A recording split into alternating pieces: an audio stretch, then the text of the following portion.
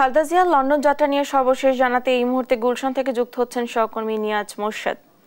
নিয়াজ, খালেদা জিয়ার লন্ডন যাত্রা নিয়ে সর্বশেষ কি তথ্য আছে আপনার কাছে? ধন্যবাদ ডানা। আমি এই মুহূর্তে আছি বেগম খালেদা জিয়ার যে বাসভবন রয়েছে গুলশানে, সেটির সামনে। আমরা এখানে কিন্তু আপনারা আরো অনেকক্ষণ আগে এখানে এসেছি এবং এখানে এসে কিন্তু আমরা দেখেছি যে আসলে এখানে কিন্তু 2টার দিকে আসলে একটু নেতাকর্মীদের ভিড় কম ছিল, কিন্তু ধীরে ধীরে কিন্তু আসলে নেতাকর্মীদের ভিড় বাড়ছে। এবং আপনাকে বলে রাখি যে আজকে কিন্তু ঠিক রাত 8টা নাগাদ আমরা যে তথ্যটি পেয়েছি, 8টা নাগাদ তিনি এই বাসভবন থেকে বেরিয়ে আপনার বিমানবন্দরের উদ্দেশ্যে রওনা দিবেন এবং কাতারের আমির আপনার যে বিশেষ পাঠানো বিশেষ এয়ার অ্যাম্বুলেন্সের মাধ্যমে তাকে আপনার নেওয়া হবে লন্ডনে এবং সেখানে কিন্তু আপনার তার চিকিৎসার জন্য ব্যবস্থা করা হবে এবং সেখানে তার যে ছেলে তারেক রহমান, বিএনপির যে ভারপ্রাপ্ত চেয়ারম্যান, তার সাথে সাক্ষাৎ করবেন এবং তিনি আর কি তাকে রিসিভ করবেন এবং এরপরে হলো তারা আপনার তার চিকিৎসার ব্যবস্থা করা হবে এবং লন্ডনে একটা পুরাতন একেবারে যে লন্ডন হাসপাতাল রয়েছে সেখানে আসলে তার চিকিৎসা দেওয়া হবে। এবং আপনাকে একটু বলে রাখি যে দীর্ঘ 7.5 বছর প্রায় তিনি কিন্তু গৃহবন্দী অবস্থায় ছিলেন এবং চিকিৎসাধীন অবস্থায় ছিলেন। সেক্ষেত্রে আসলে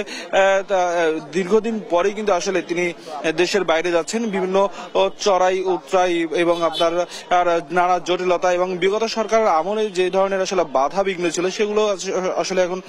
উপেক্ষা করে তিনি কিন্তু আজকে কিন্তু সেই বিদেশে যাওয়ার কিন্তু সুযোগ পেয়েছেন এবং জুলাই গণঅভ্যুত্থানের পরে আসলে তাকে এই বিদেশে যাওয়ার সুযোগ দিয়েছেন এই অন্তর্বর্তী সরকার এবং সেই কারণে কিন্তু আজকে কিন্তু আপনার এখান থেকে তাকে ঠিক রাত 8টা নাগাদ আসলে তাকে নিয়ে যাওয়া হবে বিমানবন্দরে এবং বিএনপির পক্ষ থেকে কিন্তু আপনার কয়েকটা কিন্তু আপনার রোডম্যাপ দেওয়া হয়েছে। সেই রোডম্যাপ অনুযায়ী কিন্তু নেতাকর্মীরা সেই রোডের দুই পাশে কিন্তু তারা অবস্থান নেবেন এবং তাদের নেত্রী খালেদা জিয়াকে কিন্তু তারা আপনার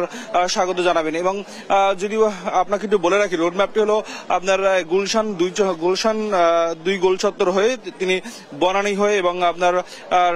কাকুলি হয়ে আপনার একেবারে তিনি চলে যাবেন বিমানবন্দরে এবং এই তার যাওয়ার পথে বা দুই পাশে কিন্তু আপনার যারা বিভিন্ন আপনার গুলশান থানার যারা বিএনপির নেতাকর্মী রয়েছেন তারা গুলশান যখন অতিক্রম করবেন তখন তারা স্বাগত জানাবেন এবং যখন বনানী অতিক্রম করবেন তখন বনানী থানার যারা নেতাকর্মী রয়েছেন তারা আসলে আপনার স্বাগত জানাবেন, এমনটি কিন্তু আসলে নির্দেশনা দেওয়া হয়েছে এবং বলা আছে যে কোনো ধরনের কোনো জনদুর্ভোগ যেন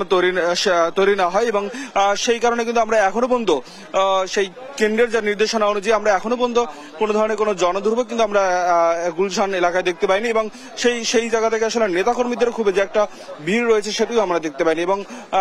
আপনারা এখনো পর্যন্ত কিন্তু আসলে নেতাকর্মীরা কিন্তু এখানে এসে ভিড় জমাবে সেটির কিন্তু আমরা বেশি দেখতে পাইনি। খুব অল্প সংখ্যক নেতাকর্মী এখানে এসে উপস্থিত হয়েছেন। এই ছিল আমার কাছে সর্বশেষ তথ্য।